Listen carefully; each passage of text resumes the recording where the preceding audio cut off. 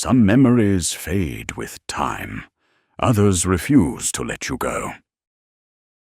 For most of my life, I tried to understand what happened to me, what I saw, what I experienced, and why it followed me for so many years. There were moments I questioned everything, even my own memory. But the deeper I looked, the more the pieces started coming together. What began when I was a child did not end there. What you're about to see is the continuation of events that shaped my life in ways I still struggle to explain. This is not fiction. This is not a story made for entertainment. These are the memories, the evidence, and the truth as I lived it. This is part 2. And what I did, I wrote down everything that I could remember in my life pertaining to what I'm about to talk about. My name is John D. Stewart III.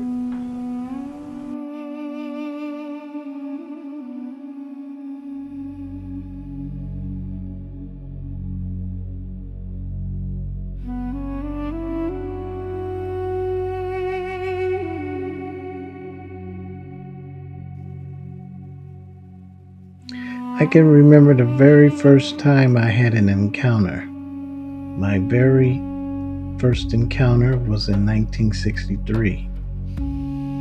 We were living in a high-rise apartment complex in Kansas City, Missouri called Wayne Minor. Wayne Minor was a project for very low-income people. We stayed there most of my childhood life, but there was one event that I can remember, and it was the time my mother asked me to take the trash out. And I guess she thought I was responsible enough to do it, so I made my way with the trash down the hallway. But soon as I left out the door, I was lost. I was totally lost. I didn't know where no trash can was. I went looking for a trash can. Didn't find no trash can. But during the time that I was looking, I just find myself getting more lost. I then walked past a flight of steps, and I looked up and something caught my attention out the corner of my eyes. Then I looked, and whatever it was looked at me. And I took off running.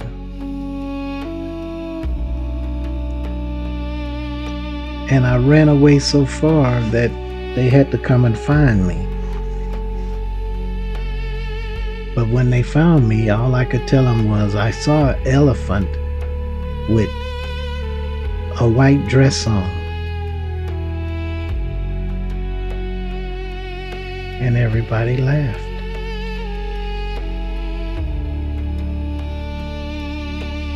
But after seeing that elephant in the white dress, I would find out later that that elephant would be following me around for the rest of my life.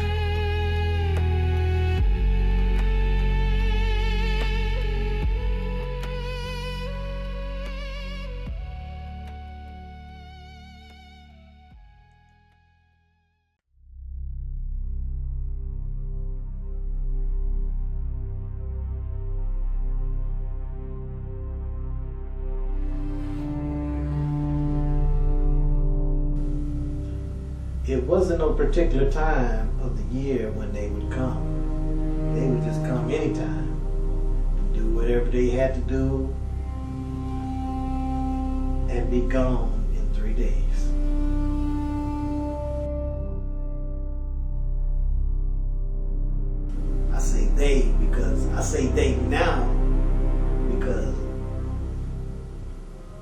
That's what I know now. But then I didn't know that they was making that, that approach onto me. I say they now. But then I wouldn't have said they. I didn't know what it was then. This went on for 3 days out of a night, out of a year. 3 days out of a year. And it went on for 10 years. From 1964 to 1974. I can remember very well because I wrote it down.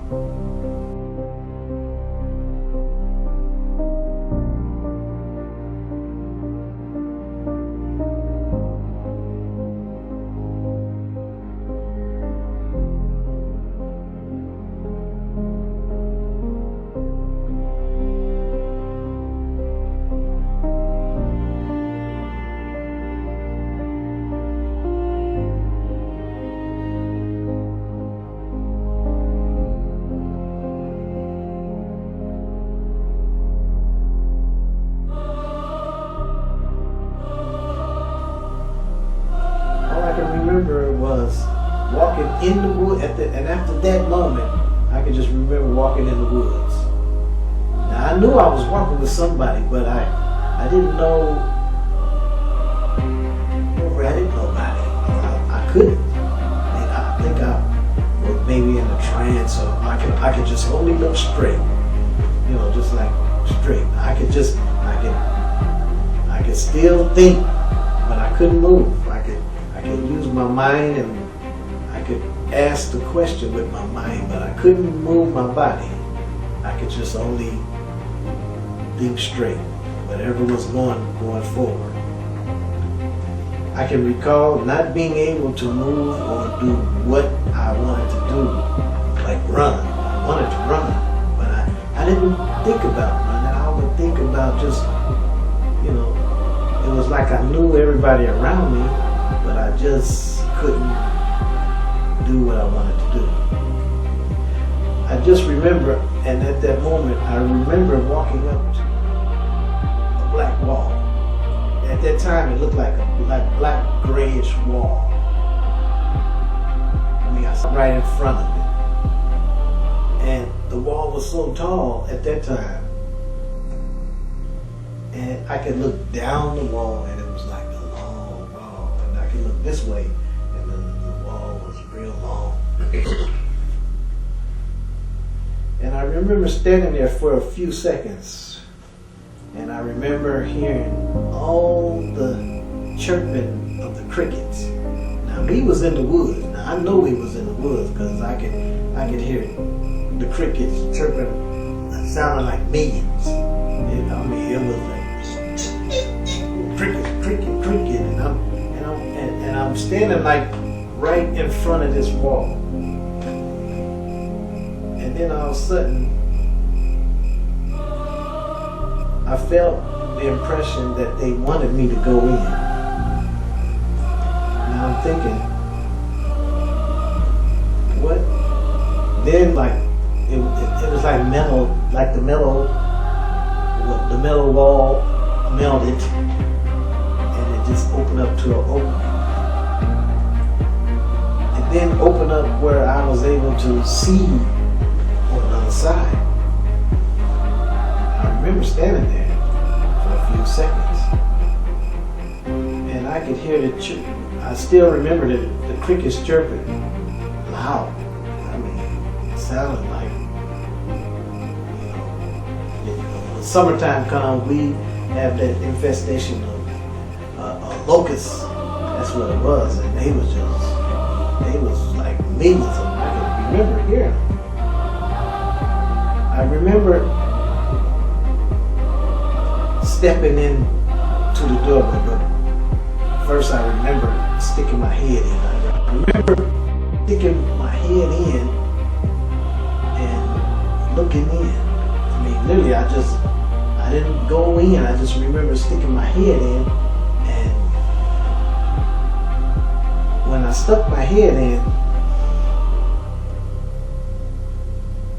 I noticed that when I stuck my head in, the atmosphere on the inside was real calm. I mean, it was like when I stuck my head in, I couldn't hear nothing but nothing. Then I'd come back and I could hear all the chirping of the locusts still chirping. I'd stick my head back in and I was like, what? You know, it was real peaceful and quiet on the other side. I quickly ducked back out. I could still hear the crickets loud sound in the woods. I then took a step through the door. I entered this room, and to my amazement, a being was standing there in the center. This being had on a white gown, and this was the first time I could see it, and I remembered her or him. It gestured to me to look. Then a door opened up. On the other side were other kids playing, and I stared in the most amazement. Kids from everywhere just playing, having so much fun. I wanted to play.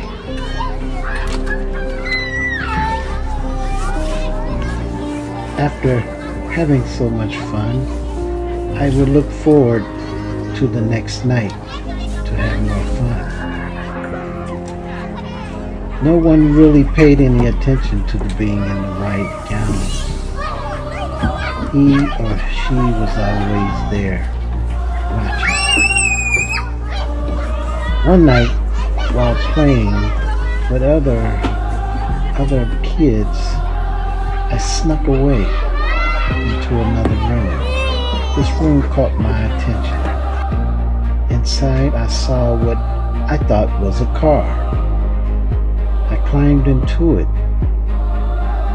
and the first thing I noticed was a large handprint between the seats. This handprint wasn't just a handprint, it was a carved hand onto a round surface. I placed my hand on it and it sunk down, causing this I thought was a car to jolt from side to side. I tried to take my hand off and it jolted the car to the other side. I panicked and jumped out of the car and ran away.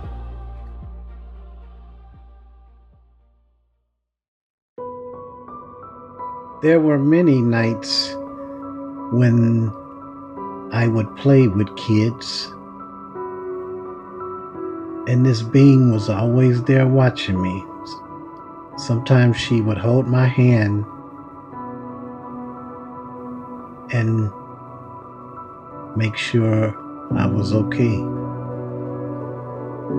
I would cry all the time.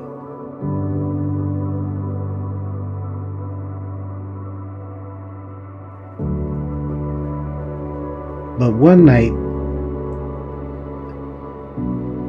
when I thought I was going to play with kids, I ended up in a room, a dark room, on a bed. Not a bed, but a table-like bed. And I sat there for hours and hours trying to wait on someone to come. And no one would come. And once I stepped outside the room, I noticed that there were people standing at the end of the hallway, so I started walking up to where they was at. And to my amazement, I saw something that was not a person. I looked this thing up and down trying to see if it was a male or a female. I couldn't really tell. But I noticed there were other kids up against the wall, and they was crying for me to help them. They was saying, help me, please help me, run, get away. And I didn't understand what was going on, and I just panicked and ran, took off. And I ran so much trying to get away that I would run into another room and there were other kids. Some kids were having fun, but all of them was all lined up. Everybody was all dressed in white. I ran away.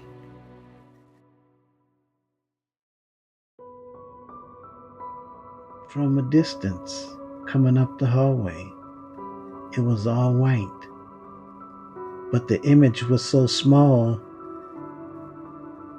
that I couldn't really tell what it was. And as the image got closer, it came in. And he rushed over and grabbed me by my neck, picked me up, and all I can remember seeing was teeth. It felt like my soul was leaving my body. I was being drained of everything that was in me. And that life, that time lived on with me forever. Something I will never forget.